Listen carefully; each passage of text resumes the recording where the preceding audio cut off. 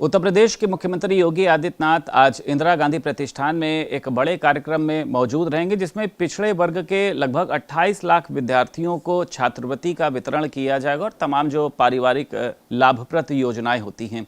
उत्तर प्रदेश सरकार में मंत्री नरेंद्र कश्यप हमारे साथ मौजूद हैं। ये पूरा कार्यक्रम किस तरीके से आयोजित होगा, लेकिन विपक्ष एक बात और भी कह रहा है। विपक्ष कह रहा है इस समय पिछड़ा वर्ग के लोगों पर भारतीय जनता पार्टी बहुत मेहरबानी कर रही है, क्योंकि पिछड़ों का वोट बैंक साधना है।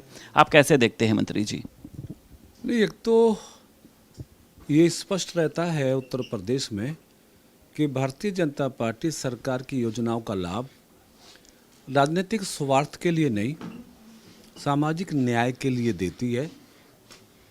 विपक्ष को ये बात समझ लेनी चाहिए कि हर जगह वोट तलाशना शायद अच्छी राजनीति का परिचय नहीं हो सकता है, लेकिन आज उत्तर प्रदेश के यशस्वी माननीय मुख्यमंत्री जी के कर कमलों से उत्तर प्रदेश के लगभग 28 लाख छात्र छात्राओं को छात्रवृत्ति का वितरण होना है, जिसमें 13.5 लाख बच्चे अकेले पिछड़े वर्ग समाज से हैं।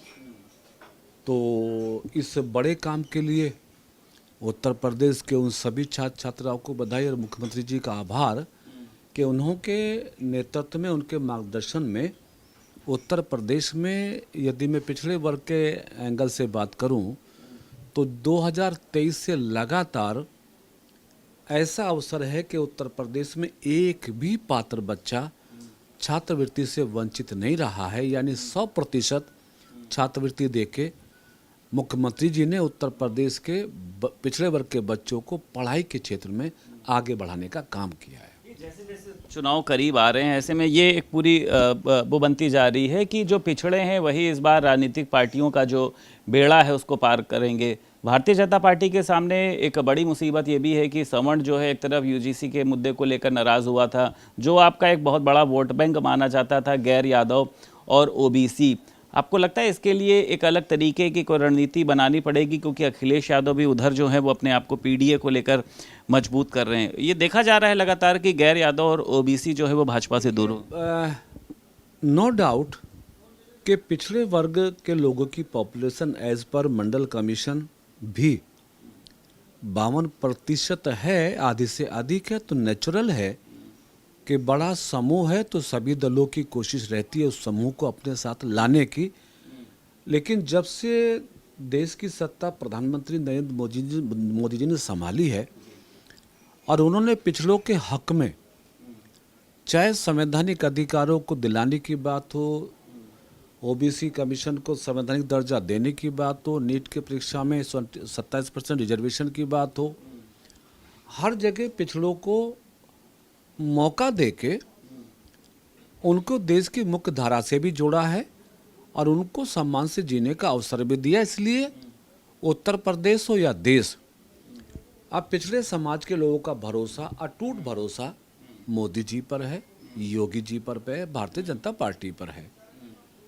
दूसरा, जहाँ तक आपने सवाल उठाया यूजीसी के इशू को लेकर, मामला सर्वोच्च न्यायालय में मीन सब जुडिस है और उसमें अब कोई क्रिया प्रतिक्रिया किसी प्रकार की भी समाज में नहीं है। चूँकि सब लोग जानते हैं कि प्रधानमंत्री नरेंद्र मोदी जी देश की 140 करोड़ जनता को अपना परिवार मानते हैं, इसलिए किसी के साथ भी इनजस्टिस हो ये मोदी जी की सरकार में संभव नहीं है। इसलिए अब इशू को समाप्त माना जाना चाहिए। 2024 में जो झटका आप लोगों को लगा था, जो आप लोगों ने सोचा नहीं था वैसा हुआ था, आपको लगता है कि रणनीति जो है वो बदलने की ज़रूरत है? अब सिर्फ हिंदुत्व की बात करी जाए, विकास की बात करें, अब इस पे ही जो है वो सारा काम नहीं होने वाला। कुछ निर्णायक मुद्दे जो हैं वो भी आपको लेने होंगे, वो चाहे ओबीसी विधायकों की संख्या को बढ़ाना हो या उनके लिए कुछ इस तरीके के निर्णय लिए जाने हों।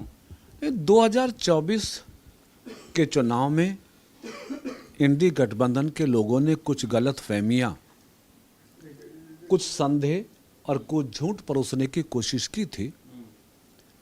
देश को समझ में आता है सब कि राहुल गांधी जी अपने हाथों में संविधान की किताब लेकर संविधान बचाने की दुहाई दे रहे थे। जिन राहुल गांधी जी की दादी ने देश में इमरजेंसी लगा के लोकतंत्र को ख़त्म करने की कोशिश की थी, वो अखिलेश यादव जी संविधान की किताब लेके आरक्षण बचाने की बात कर रहे थे।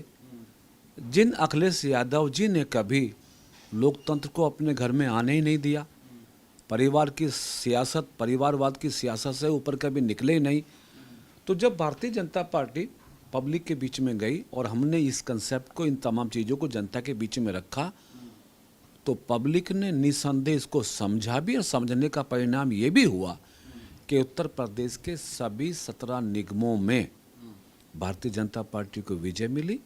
उत्तर प्रदेश की 10 हुए उपचुनाव में 8 सीटों पर भारतीय जनता पार्टी को विजय मिली, और इसी रेसों में 2027 में भी भारतीय जनता पार्टी प्रचंड बहुमत से अपनी सरकार बनाने में कामयाब होगी। विपक्ष का कोई एजेंडा अब चलने वाला एक आखिरी सवाल है बस, ये भी कहा जा रहा है कि भारतीय जनता पार्टी, ये ओबीसी हो, दलित हो, अति पिछड़े हो, गैर यादव, इनके जो वोट से खिसकी है, इसीलिए पिछड़ा वर्ग आयोग की अध्यक्ष जो है वो निरंजन ज्योति जी को बनाया गया कि उसको वोटों को भी साधा जा सके और एक हिंदुत्व का जो आईना है वो भी लोगों को दिखाया जा सके, इसीलिए उनको इस पद पर बिठाया गया है कि दोनों चीज़ों को मैनेज किया जाए।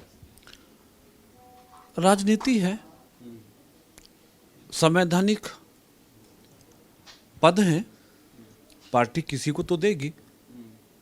और साध्वी निरंजन ज्योति जी एक ऐसा नाम है जो 2 बार जिन्होंने प्रधानमंत्री जी के साथ मंत्री के रूप में काम किया है, साध्वी हैं, और एक धार्मिक बड़े रूप की वो हमारे धार्मिक मतलब व्यवस्था को भी चलाती हैं।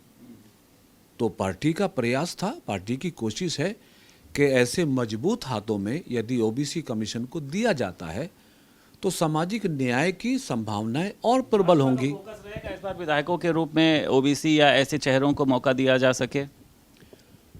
सबका साथ सबका विकास हमारी पार्टी और सत्ता के संचालन का माध्यम है, लेकिन फिर भी हमारी पार्टी का प्रयास रहता है कि किसी भी समाज को उसके संख्या अथवा तैयारी अथवा आवश्यकता अथवा जीत को दृष्टिगत रखते हुए हम पॉलिटिकल शेयरिंग भी करें, तो उस परिधि में ओबीसी समाज के लोगों को भी अवसर मिलेगा ही। बहुत शुक्रिया बात करने के लिए। उत्तर प्रदेश सरकार में मंत्री नरेंद्र कश्यप हमारे साथ मौजूद थे।